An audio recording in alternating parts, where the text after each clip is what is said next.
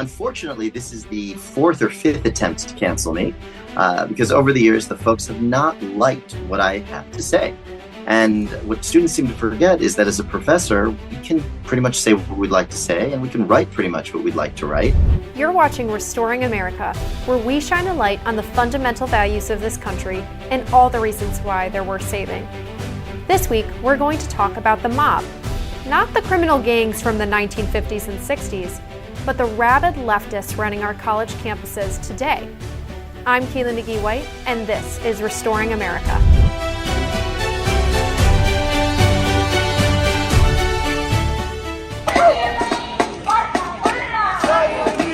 This past spring, the country watched as some of its most venerable universities were overrun by anti-Israel protesters, most of whom were students, but not all. They occupied classrooms, even entire buildings, and set up campsites on university lawns. Their disruption was entirely unacceptable, and in some cases, even illegal. But now that school is back in session, many of these students are right back at it. In fact, my guest today was the target of a recent campus protest at his university. Students demanded a campus-wide boycott of his classes and even barged in on one of them to shout him down, all because he supports Israel and happens to have conservative views. The point of these protests is intimidation.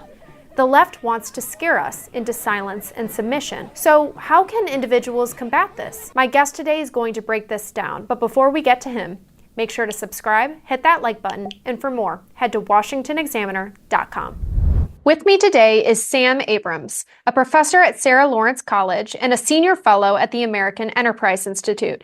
Sam, thanks so much for joining us. You wrote an op-ed for the Washington Examiner recently about being canceled on your own campus by students who were upset with your support for Israel. Can you explain to us a little bit about what happened and what that was like? Sure. Unfortunately, this is the fourth or fifth attempt to cancel me because over the years, the folks have not liked what I have to say. And what students seem to forget is that as a professor, we can pretty much say what we'd like to say, and we can write pretty much what we'd like to write. And when I write about things like Israel, Hamas, the Middle East, I'm expressing my academic and personal views. They are not things that I teach in the classroom whatsoever. So at the end of the summer, Sarah Lawrence has something called shopping period, where we basically sit in Zoom rooms and we share what our courses are about. This year, I'm teaching a course on polarization and a course on presidential leadership and decision making. And unbeknownst to me, as I logged on, many other students were logging on. And as those other students were logging on, they were being contacted by a group called the Divestment Coalition. And these students were being direct messaged from this coalition, messages that basically said, I'm an ardent Zionist who believes in Israel's right to self-defense.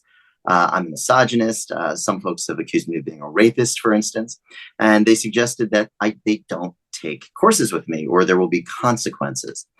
This is scary because not only are they trying to shut down viewpoint diversity, shut down what I'm trying to teach, but at a small college like Sarah Lawrence, what can happen is reputations can be harmed. If students are, discovered to be taking a course from me, my goodness, God only knows what their classmates and peers are thinking.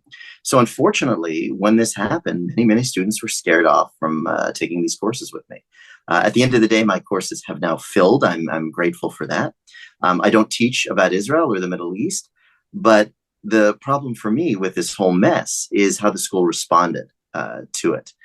After these emails were sent and these messages were sent, and it turns out that messages were posted all over various social media boards that were on Instagram and so on, I shared this with the college, and they simply chose not to act.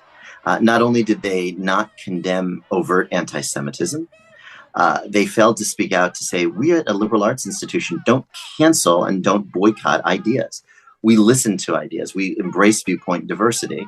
And then finally, they never did anything by releasing any sort of statement saying, hey, we don't try to disrupt classes. We don't do that here. And instead of doing anything, the administration chose to remain silent. And by remaining silent to the students, they sent a clear message that everything the students did, from the anti-Semitism to trying to boycott and cancel ideas they don't like, to disrupting classes, is a set of actions and views that are now acceptable here at Sarah Lawrence College. Yeah, very disturbing. And as you mentioned, this is the fourth or fifth time that students have tried to shut you down because not only are you Jewish, but you are also a conservative. And apparently that is not allowed on many college campuses today. So why have these tactics that they've been using? Why are the boycotts, the shouting downs? Why is the intimidation? Why is all of this so commonplace on college campuses today? It works. That's the scary part. It's very effective. I wish it weren't. I'm very lucky. I have tenure. I can speak freely. Many faculty do not have tenure. I'm at a liberal arts college. That's a really big plus for me. When you're at a bigger school like a Columbia or a Harvard, you need to basically play well with others as a faculty member because you need to continue to publish in academic journals. You need to be well respected by your colleagues because this can impact funding opportunities, teaching opportunities. You may not, or you may be promoted based on how well you're liked. You need your peers, your colleagues to rally behind you. You don't want any sort of negative attention. So the problem is when people protest you, light is shined on you or shown on you. And when that happens, faculty are very scared. I, being at a liberal arts college, have the ability to say, I don't need that. That doesn't affect me. I'm tenured. We don't receive benefits based on our research. We're a teaching college, and there's very little the school can do. I can speak the truth, and there's, again, very little consequence. But a lot of faculty simply do not want this attention. They do not want the stress, and they sort of want to disappear. So they are basically very effective, very productive, again, tactics. And the faculty are scared and would rather just not deal with it and hold the line. And one of the consequences that you recently experienced, even at Sarah Lawrence, where, as you mentioned, you have more protection than other bigger schools, is you noticed that few of your peers in the faculty were willing to speak out in your defense. Were they scared of being intimidated in the same way? And what would you say to them now? I would say to them very simply, you are a disgrace, unfortunately, to what it means to be a professor. We do this to teach and to pursue truth. And that means you listen to others, you challenge others, you have a debate, you have a discourse. They don't want to do that. They'd rather hide in their offices or their homes. They'd rather stay at home. They'd rather take shots at me and others over social media. And they don't want to talk about it. No one has really said, what are your thoughts about Israel? What are your thoughts about Netanyahu? They've never asked. They don't want to have these dialogues. They don't want to have this level of discourse. They'd much rather say things that rally students behind them. And they'd really rather not engage in what the purpose of a university is, which is to pursue truth and to help teach students how to understand that truth and how to take in evidence and figure out what's right, what's not, what works and what doesn't work. To me, we failed. And that's really the problem here. We failed as an institution of higher education because our goal is to help open up people's minds and understand that there is a value to debate, dialogue, discourse. I am not an extremist whatsoever. I am very proud of trying to present as many viewpoints as I can in my classroom. And when I teach things, even this fall, on polarization and for instance the political parties, we're doing work on understanding where the Democratic Party is and where the Republican Party is. We were reading things all across the spectrum. That is what we are supposed to do as teachers. This is what we're supposed to do as educators, to lift up and to help students understand this. When faculty don't want to rally behind a very clear case of not only anti-Semitism, but a boycott, an attempted cancellation, and a disruption, that really speaks volumes about what they believe in. They don't want to be the center of attention. I don't want to be the center of attention, but they came to me and I had to push back. And fortunately, I was able to do that. And you mentioned earlier that your classes are now full, even in spite of what has happened. So do you see hope on the horizon for the state of higher education? Do you think that there is a way for schools like your own to return to free and open academic inquiry and debating these important topics? I do, actually. And if I didn't, I don't think I'd stay a professor much longer. And it's not because I try to have rosy-colored glasses on either. Every time I have meaningful dialogues with students, they surprise me because they are curious, they are open-minded, and they understand that they can be a little uncomfortable. Just this week, we talked about identity politics and sort of the antecedents to the whole diversity, equity, and inclusion mess that we're dealing with. I can tell you without any question, no one stormed out of the room.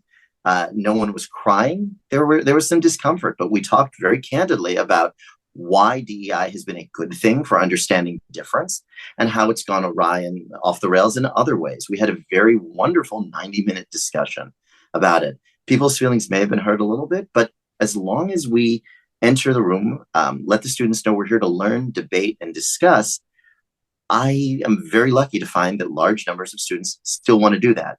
The problem we're dealing with today is the echo chamber and the cancel culture situation.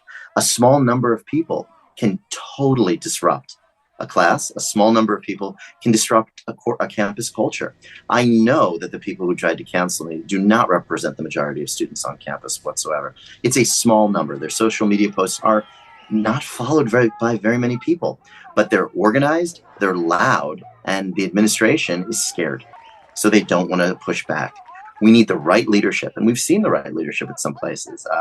Now, former President Sass at the University of Florida has done an amazing job holding the line, saying, is it that hard to say that on October 7th there was a massacre? It isn't.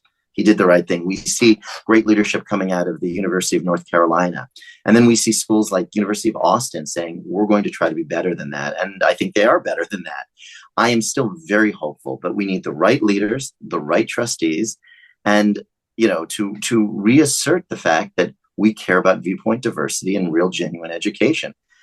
Too many faculty come in as scholar activists. That needs to stop. And we need to demand, and our students need to demand, that they don't want to be in echo chambers. There are many students who, hate this. They've told me. The students who come to my office hours regularly say they're so glad to be in this class, but they know friends who just couldn't handle the pressure and the public facing shame of it. And that hurts. The good news is, though, I think there are still enough students, even at Sarah Lawrence, that want more. And when I visit other schools, the rooms are often packed, and it's always the same story. We want more. We want to know what's out there. We're better than this. And I truly believe that our nation's undergrads are. We as adults, meaning teachers and administrators, need to give them the responsible, set of ideas that we're failing to do. Absolutely. Well, Sarah Lawrence's students are very lucky to have you as one of their professors, and we are so grateful to you for joining us today. Thanks so much. And Anytime. for more breaking news, exclusive interviews, and conservative views, be sure to check out washingtonexaminer.com.